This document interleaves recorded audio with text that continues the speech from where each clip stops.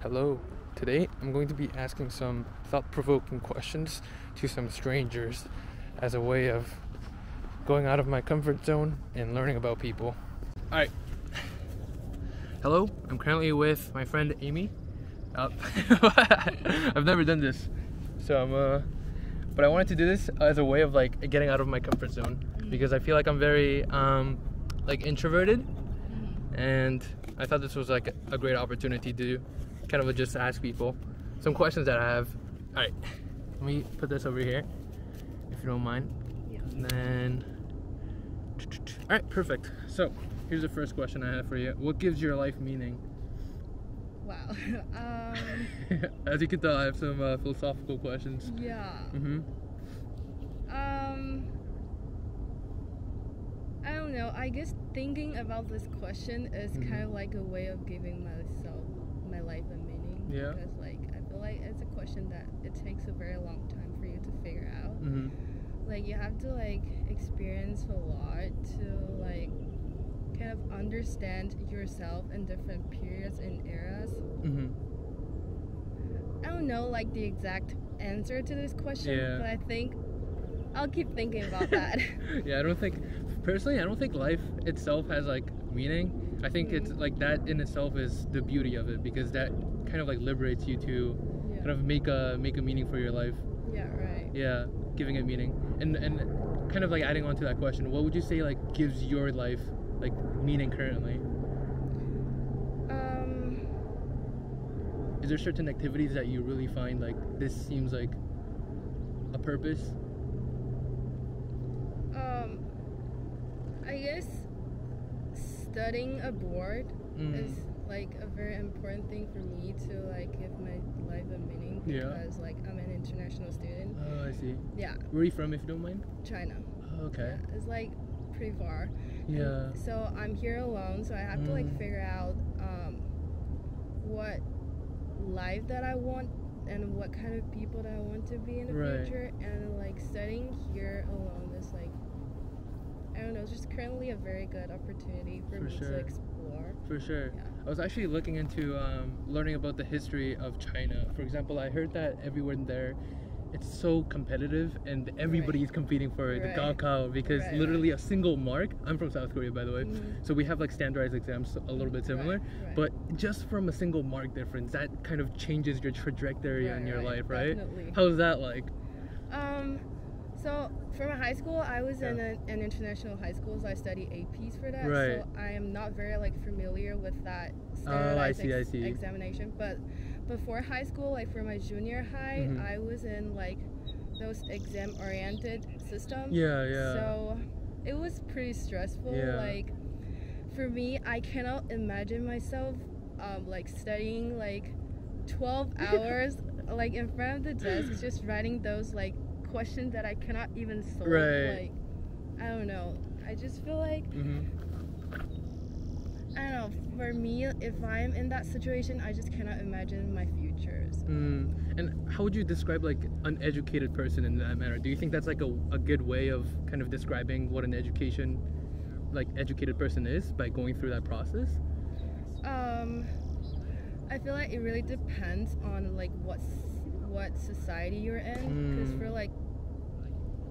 Asian countries, there are so many people, so you have to compete for one position. For sure. Yeah, but in Western countries, lives here are more not that competitive. You have a lot more choices. Right. And people's standards on a successful person is more flexible. So I feel it really depends, but for me, I don't think that process would define a person as successful or as educated. For sure. To some extent, that is education, but I feel education has to be more diverse. You have to do more activity-wise things, except for only studying. So getting a diverse set of kind of just overall experience, not just academic things, but what would you consider an intellectual? feel like academic is the basis, but then you have to like have your own set of like mindset or like thoughts of the world. Like you have to be critical enough to all the things and all the peoples around you. For sure. Yeah. Like that. Let's do a little fun question. If you could be any animal you want, what type of animal would you choose to be? Let's say like there's an afterlife, right? And you believe like you could reincarnate. What type of animal would you be reincarnated into?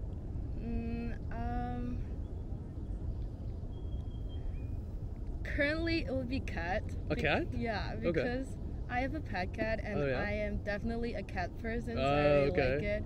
Yeah. I'm still not into the cat thing. I don't know. It's maybe like the personality thing. Like I think I'm more appreciative now, but I always viewed cats as like way too independent. But now I'm kind of liking that because like man, dogs, you have to give a lot of care into it. Because I had a golden retriever back in the day, and I loved the thing. But whenever I viewed cats, I was like, man, this is so different. Yeah, What appeals of being a cat, you think? Just the independence, like the freedom that it kind of exerts? What is it about a cat? I don't know, I just feel like cats, they don't kind of like, they don't need to pay efforts to attract others. Like they live their good lives. Yeah, like that's true. they don't have to bear with others like emotions or actions, and that now makes me feel so good. It's like almost like so brutally honest, and it's just in itself like I don't know, it feels so different, huh? Because there is no kind of like filter within that it has to maintain. It's truly kind of like free, I would say. Yeah, right. Okay, I guess another question is, what makes you kind of excited in life currently? Currently the concerts I'm about to watch. Oh yeah? Yeah. What concerts are you going to? I'm gonna go to Taylor Swift. Okay, I was thinking about that. Yeah, and also Suga, do you know? Oh yeah, the from BTS. BTS? Yeah. Oh, okay. And also TXT. TXT, that's another like South Korean band, I think, right? Yeah. Oh, that's pretty cool. What's the most recent one? Like in terms of time? Yeah. Taylor Swift. Oh yeah? Yeah. When's that at? April 29. Oh wow. So you kind of already have like a schedule of like yes, right. concerts. Yeah. What made you become I think a Swiftie? That's like the term? Yeah. Well, and I think I saw some clips. Wasn't she like swimming in the most recent one? Yeah. And she walked like a mile. It was 3 hours long that people were taking like bathroom. They were timing like the bathroom breaks and stuff. Yes. That's crazy. Yeah, I know. What about Taylor Swift like appeals to you? So at first it was basically the song itself. Oh, like the first song that I heard is Love Story, like back in 3rd grade. Yeah, that's crazy. Yeah, that is. Yeah, and I feel like as a little girl who like did not know anything about like those like Western cultures and things, that song really appeals to me, and that's the song itself that makes me like step outside of my comfort zone. Comfort zone, and to know more about that. Yeah, so I think if you're talking like back to the region, it would be the songs. That's so cool. And then how about like your fascination with like I guess like NXT? No, it's not TXT. TXT and Suga. You mean how did I become like fans of them? I became a fan of BTS first, like in high school, because like their songs and lyrics, like it's just good. Yeah, there's no it's good. Yeah, and they're like meaningful to me because I was like in a pretty low period in my high school, and hearing their songs and like just going through their lyrics really encouraged me. Yeah, and that's how I kind of become obsessed with K-pop thingy. That's super cool. Yeah, I think I always like grew up with K-pop, like because I lived in South Korea for like 12 years. So for me, it wasn't like it was kind of like so common, you know, because I grew up with like Girls' Generation. What else? EXO. Yeah, EXO is the biggest one, and then there's a bunch of others. Think like Wonder Girls. Yeah, so you're like, I know everything. See. So for me, it wasn't like such a oh my gosh, I'm so like attracted by this, because it was like always on the back of my mind always. But Yeah, so for me, I think like I always find it fascinating when I hear other people being fascinated by like I guess like Korean pop culture, because it's like that's so like the influence of it and how it makes people feel. For me, it's like it's so cool. Yeah. That's so cool. And then I guess another deep question I had in mind was, what's your view on mortality? Are you scared about death, or do you think about it? Sorry, I know I've. Wow, that's so philosophical. Yeah, I know. I've been having some philosophical thoughts these days. I used to be pretty scared of it, like when I was little. Yeah, for sure. Yeah. When did you first hear about it? Because for me, I was like sleeping with my mom, like when I was really young, and then she told me that one day she's gonna go, and I just started bawling my eyes out because I was like, dude, what are you kidding? That sounds kind of scary. It was. Yeah. Yeah, and then my brother was next to me as well, so we're just bawling our tears out next to her. Oh my god. Yeah, we're so scared. So it was kind of my first face of reality, of like recognizing that death exists, but I still wasn't really. I didn't understand the concept of it until like I really reflected on it, like as I matured, you know. It's pretty fun actually. It's one of those. I feel like I first came across death is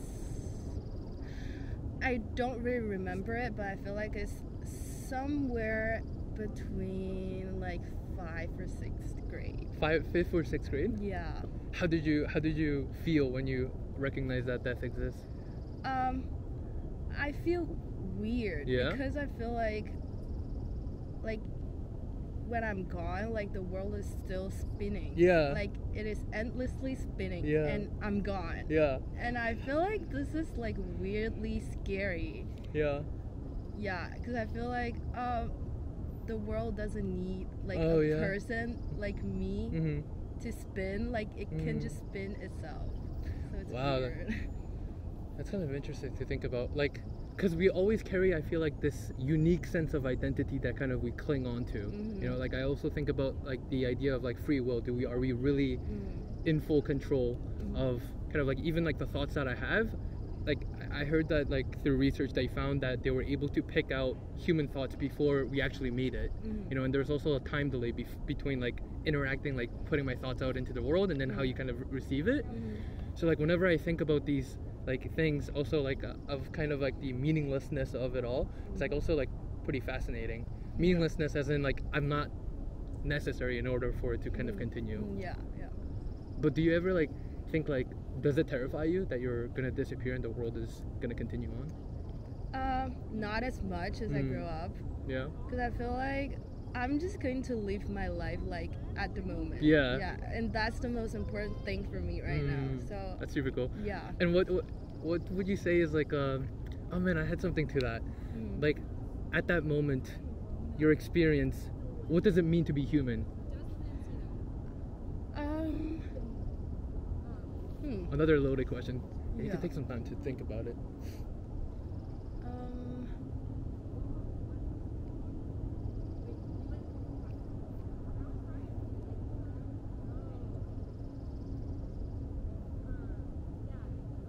It's hard. Yeah? Yeah. Like when I hear the questions, like just nothing comes up in my mind. Because we don't really think about these things either on a daily basis, because we're constantly bombarded with things to do. You know, we got challenge deadlines to meet. Like we don't really give time into it. But I feel like some of these most paradoxical questions are at times like one of the most important. You know. Yeah. For me, I've been thinking about this question a lot because I think about like what AI is. What type of impact it will have, and if we are able to create intelligence, let's say, if we're able to construct, kind of map out all the neurons within our mind and then be able to display that, like what am I? What differentiates me from something that is able to do something like my abilities but much better in terms of just producing outputs? I like think about that, but like the thing I come back to is like emotions and maybe the flaws of like the designs of humans. Yeah. Like I make so many mistakes like, over and over again. Like it's amazing how many same things I'm like, oh, I'm not gonna do this again. But then I just like fall back into the same traps, you know, my own mind. So for me, I feel like being a human is being able to feel or experience. Yeah. But then also I feel like being able to think and self-reflect is also an aspect to that question. Because I feel like like imagine as if I'm an AI, I would not like think about these questions. Right.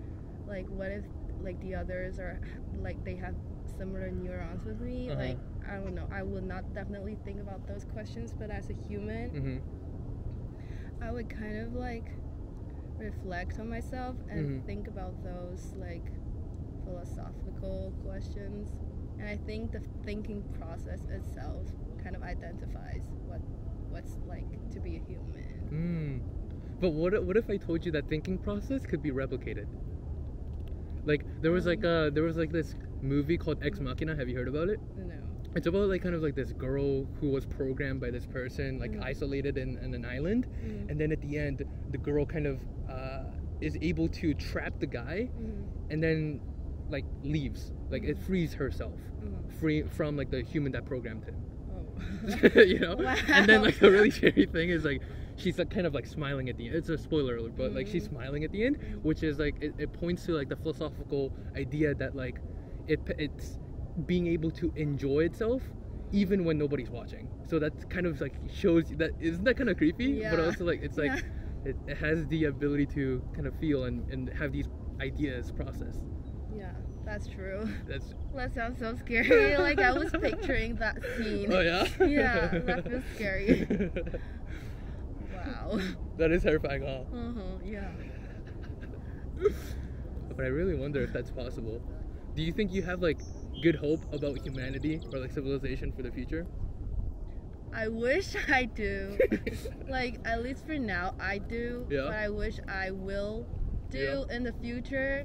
Like especially when I'm getting out of university and stepping into like the society. I feel like there will be more like ethical dilemmas or like ethical kind of wrongdoings that I witnessed that will kind of destroy my like this kind of mindset. Right. Because like if you see like society, everyone does it, like maybe you being inclined to also pursue it, or there's so many I guess like distractions that we kind of fall into that kind of like really test our character and values.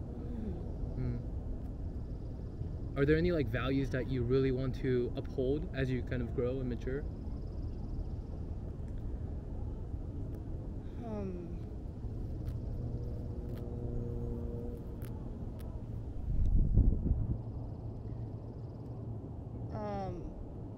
I feel like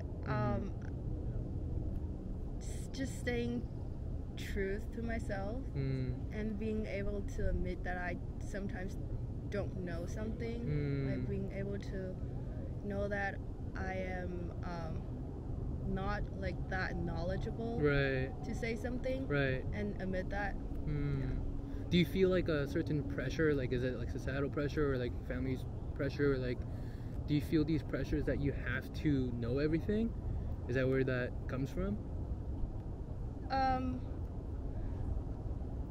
I think part of that like thought comes from like a family pressure. Yeah. But it is also myself not willing to admit that I am weaker than others. I see. Yeah. But that takes true courage to do so, right? Yeah. Because like it's you being vulnerable enough to be open for you to, you know, take everything in a way as a sponge, rather than if you. I do this too. Like I have like we're probably talking about ego, right? Our ego is constantly kind of like the biggest enemy because it kind of protects us in a way in a little bubble that we construct, and like we're like, no, we don't we know all of that stuff. We like I know it, and then that really prevents us from really growing, I think, which is also like a key component within as I move on and just recognizing that like I'm not the best as well, like because I always have like this ego. Do you feel? For me, it's one of the things like as I'm like coming back to like physical school, it's like I recognize how much I care about like people's judgments. Do you view that? How do you think your life would be different if nobody judged you? I feel like I would gone crazy like on some tracks. Like certain judgments are helpful and definitely necessary. Yeah, for sure. Yeah, but judgments like I don't know, judgments about like peer pressure or judgments about the things that makes you happy are those that I don't want to hear. Can you talk about the judgments that make you happy? Like the most obvious one would definitely be like those about like how to improve like on my schoolwork, how to improve on my like mode of socializing and things like that. Like those things that makes me feel like I am able to like progress on. Like those are the judgments that make me feel happy about.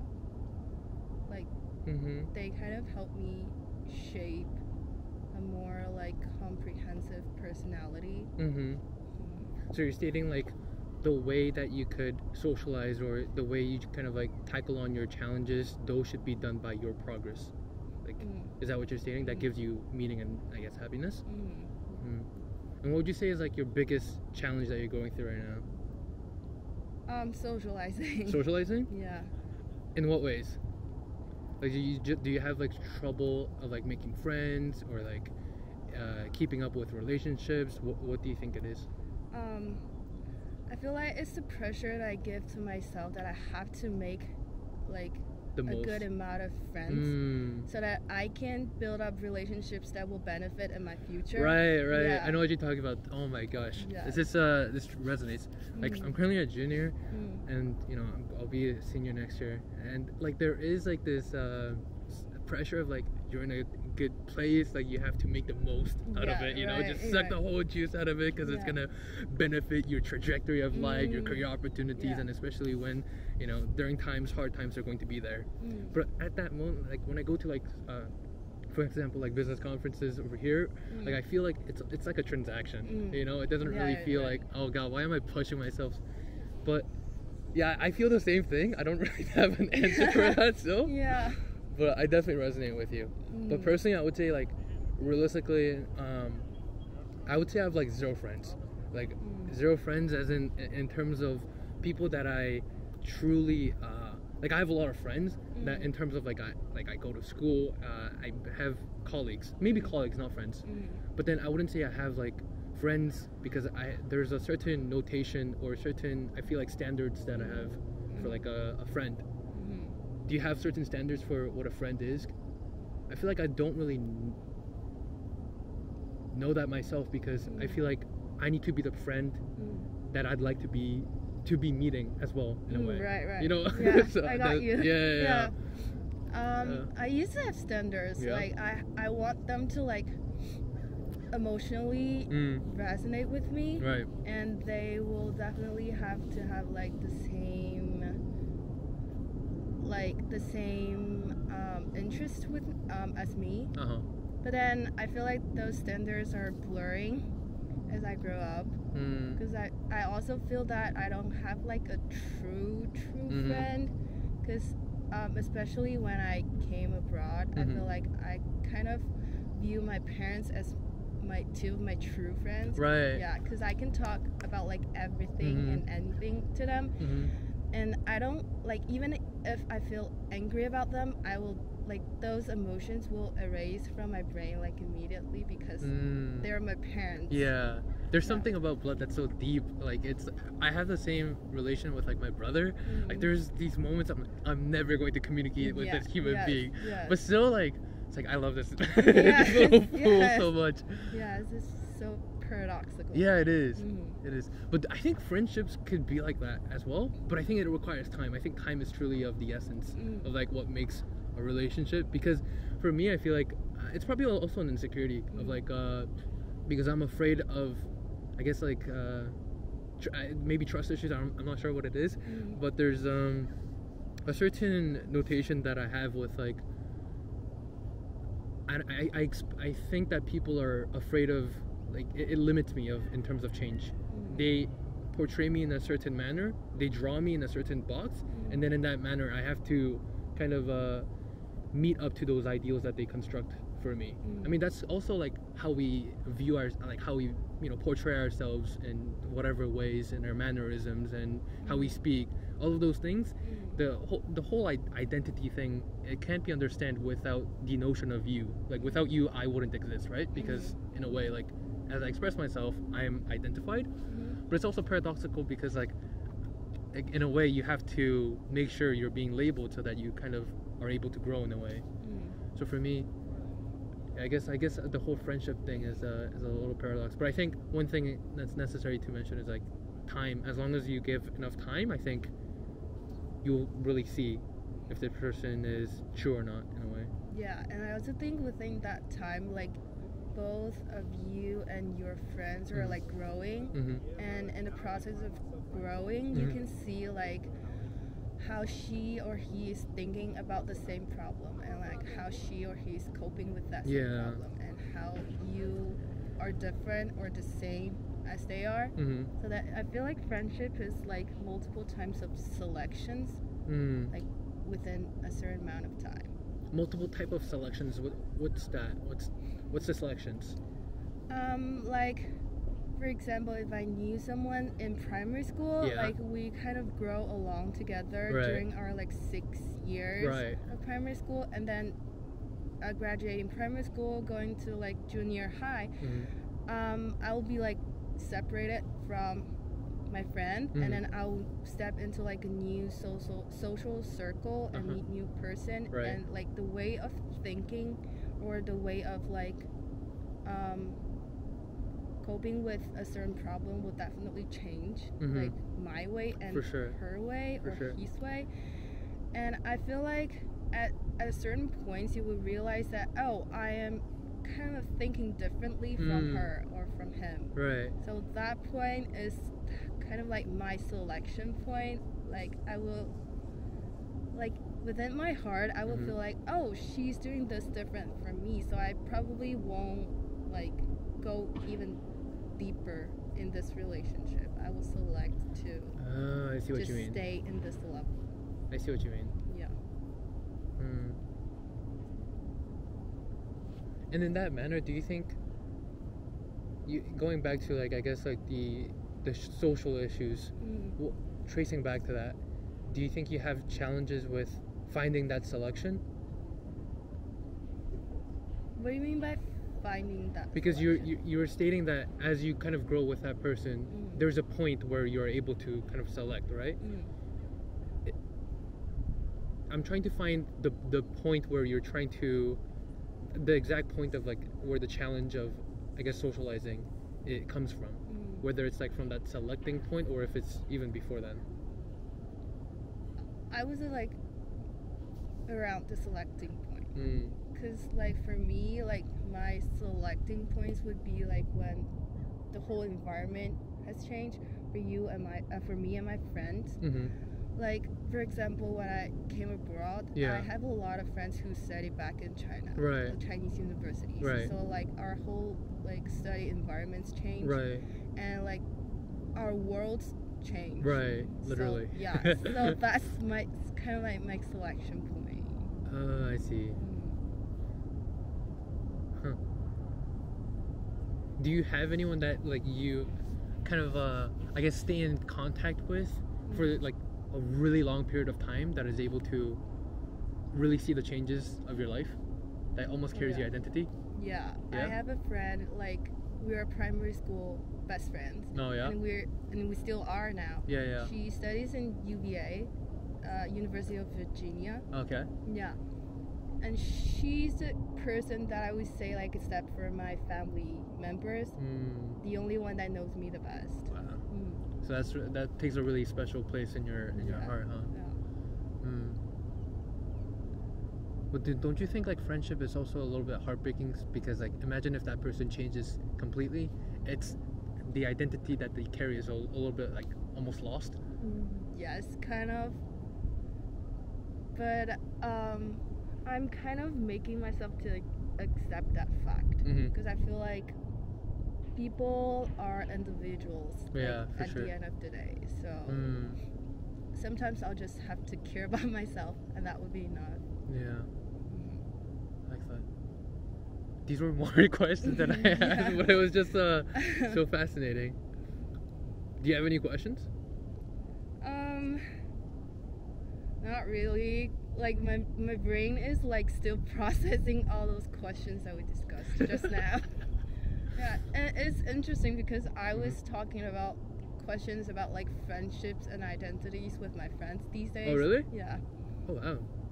Yeah, so it's cool. Yeah, I think there's something to that. I think there's like the cognitive like recency bias or something like that, that we give more weight to like information that we learned more recently. So maybe it's like coming back together, because like I also talked a little bit just with myself with like kind of like the value of relationships.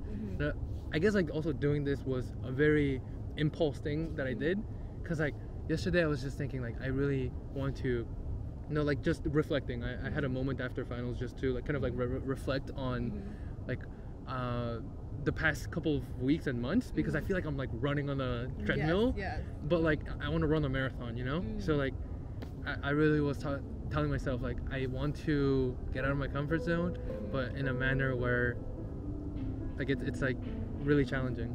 And yeah, that's how I decided to do this. I appreciate you, Amy. Thank you. Thank you so much. It was a wholesome talk. Yeah, it was super cool. I enjoyed it. Okay.